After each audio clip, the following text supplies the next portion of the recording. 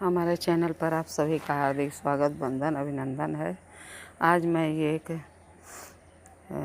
जिउतिया व्रत कथा पेश कर रही हूँ जो कि बहुत ही दर्दनाक है और बड़ा मार्मिक है। आइए सुनते हैं कैसे। एक बूढ़ी माँ रहती थी, उसको कोई औलाद नहीं थी, कोई नहीं था आगे पीछे। वो अपना जीवन यापन अकेले करती थी। रोज़ जंगल में लकड़ी लेने जाती थी और अपना भरण पोषण करती थी। यही जिउतिया का त्यौहार था और सारी औरतें जंगल में जा कर के पोखरा के किनारे इस व्रत को कर रही थी। जिउत बंधन बाबा का उपवास रखी थी और जिउतिया का पूजा कर रही थी।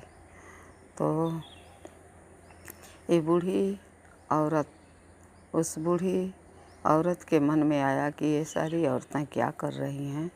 वहाँ जाके उन्होंने उनके पूजा पाठ को देखा और कथा को सुना कि जिउतबंधन बाबा बड़े दयालु हैं और ये बेटा का व्रत है और सभी औरतें अपने औलाद के कामना के लिए व्रत रखती हैं। औलाद के सलामती के लिए, या जिसको नहीं रहता है तो जिउतबंधन बाबा से औलाद की कामना रखते हुए इस व्रत को करती हैं। तो बूढ़ी माँ जब इस कथा को सुना और जिउतबंधन बाबा के महिमा के बारे में सुना तो उनके मन में एक ख्वाब पला कि जिउतबंधन बाबा इतने दयालु हैं। ऐसे ही सोचते हुए चली आ रही थी तो रास्ते में उनको जंगल से आते समय एक कोपिन मिली। कोपिन का मतलब होता है छोटे बच्चे का भगवा। उस ज़माने में चड्ढी नहीं था तो बच्चों को लोग भगई पहनाते थे, भगवा बोलते हैं, तो उसे कोपिन बोलते हैं। तो बूढ़ी माँ के अंदर आया कि ये छोटे बाबू का कोपिन लाई और मन में सोचने लगी जिउतबंधन बाबा के बारे में कि अगर उनके में इतनी शक्ति होगी, ताकत होगी तो जिउतबंधन बाबा हमारी दर्द को ज़रूर सुनेंगे, हमारी आवाज़ को ज़रूर सुनेंगे। उसने उस ज़माने में एक मोजा कासा का मोनिया होता था, मोना बड़ा सा या पिटारा कहिए, उसमें कपड़ा लत्ता लोग रखते थे। तो बड़ा सा एक मोना था, उस मोने में कोपिन को रख दी और कोपिन को रखने के बाद सोची कि जब ये बोली कि हे जिउतबंधन बाबा, 9 महीना बाद इसे मैं खोलूँगी और आपको हमारी मुराद पूरी करनी पड़ेगी, तब हम आपके महिमा को समझेंगे। जिउतबंधन बाबा को क्या कमी थी और उनको क्या कहना था। तो बुढ़िया उसी बहाने जिउतबंधन बाबा को रोज़ याद करती थी और एक एक दिन उंगली पर गन के बिता रही थी। जिस दिन 9 महीना पूरा हुआ, लीप पोत के मोना को रख के जिउतबंधन बाबा को याद करके मोना खोली तो वाह क्या करिश्मा हुआ।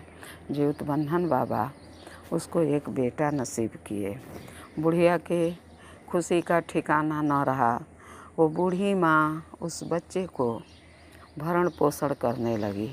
जब लालन पालन करने लगी, बच्चा बड़ा हुआ, पढ़ा लिखा के काबिल बनाई तो सब लोग कहने लगे अब इनका शादी विवाह कर दो।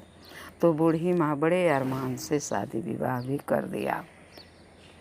लेकिन दोस्तों, जब शादी हो गई और दुल्हन आई तो बूढ़ी माँ के अंदर बहुत खुशी थी कि उसके जीवन का कोई सहारा मिल गया था। लेकिन दोस्तों, वो दुल्हन बददिमागी थी। वो बूढ़ी माँ एकदम जुलजुल हो चली थी।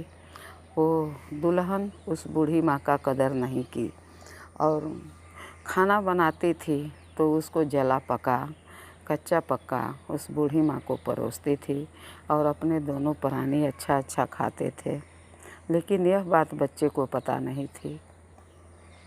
तब बूढ़ी माँ रोज़ रात को सोती सब्र करके और एक कहानी कहती कि बरियाँ नहीं जाती, मतलब बाग में नहीं जाती तो कोप्पिनियाँ नहीं पौती, कोप्पिनियाँ नहीं पौती तो मोनवा कैसे रखती, मोनवा में नहीं रखती तो बबुआ कहाँ से आवता, बबुआ नहीं आवता तो बियाहवा के करती, बियाहवा नहीं करती तो पतोहिया कहाँ से आवत, पतोहिया नहीं आवत तो खुरचुनिया के देत। ऐसा वो बूढ़ी माँ एक कहानी कह करके रोज़ सोती थी। अब बेटा बड़े अफसोस में पड़ा कि माँ क्या बड़बड़ करती है, तो उसने अपने पत्नी से कहा कि देखा हो कि माई का बोले ले। तो वो पत्नी, उसको तो पता था कि मैं क्या कर रही हूँ, तो उसने कहा कि वैसे ही बड़बड़ करती हैं, उनका उम्र हो गया है, आप भी छोड़िए, जाने दीजिए उनकी बात को। लेकिन बेटा नहीं माना और बेटा उस बात को समझने के लिए बूढ़ी माँ के मुड़वारी जा कर के बैठ गया और सुनने लगा कि माँ क्या बोल रही है। वह बूढ़ी माँ उस दिन भी रात को वही बोल रही थी कि बरियाँ नहीं जाती, कोप्पिनियाँ कैसे पौती, कोप्पिनियाँ नहीं पौती तो मोनवा कैसे धरती, मोनवा नहीं धरती तो बबुआ कहाँ से आवता, अब बबुआ नहीं आवता तो बियाहवा कैसे करती, बियाहवा नहीं करती तो पतोहिया कहाँ से आवत, पतोहिया नहीं आवत तो खुरचुनिया के देत। तो बच्चे को बहुत धक्का लगा और उसने परीक्षा लेने के लिए सोच लिया। दूसरे दिन वह बोला मैं कहीं जा रहा हूँ, तो ये बहू को मौका मिला कि जो कुछ बना है अच्छा खराब वो माता जी को दे दें और हम दोनों अच्छा अच्छा खाएंगे। तो बूढ़ी माँ को वो बहू, उसको वही रोज़ का दिनचर्या था, खाना परोसी और बूढ़ी माँ को ले आई। लेकिन उसके बेटे को परीक्षा लेना था, तो उसने कहीं से भुड़किया के आ गया और वो थाली को अपने ले लिया और बोला माँ को दूसरा दे दो। अब उसकी पत्नी हिलने लगी क्योंकि वह रोज़ गलत करती थी, तो इसलिए जब देखी बोलती है नहीं आपको दूसरा दे रही हूँ, तो लेकिन वो बेटा नहीं माना और वो थाली लेके खाने लगा। तो उसके आँखों में आंसू भर गया और पत्नी हाथ जोड़ के गिड़गिड़ाने लगी कि अब ऐसा कभी नहीं करूँगी, मैंने बहुत गलत किया है आपके माँ के साथ। तो जीवित बंधन बाबा जैसे उस बूढ़ी माँ का दिन लौटाए, ऐसे दुनिया में सबका भला करा। जय हो जीवित बंधन बाबा। दोस्तों अगर ये कहानी अच्छी लगी हो तो प्लीज़ लाइक शेयर सब्सक्राइब ज़रूर कीजिएगा। धन्यवाद जी।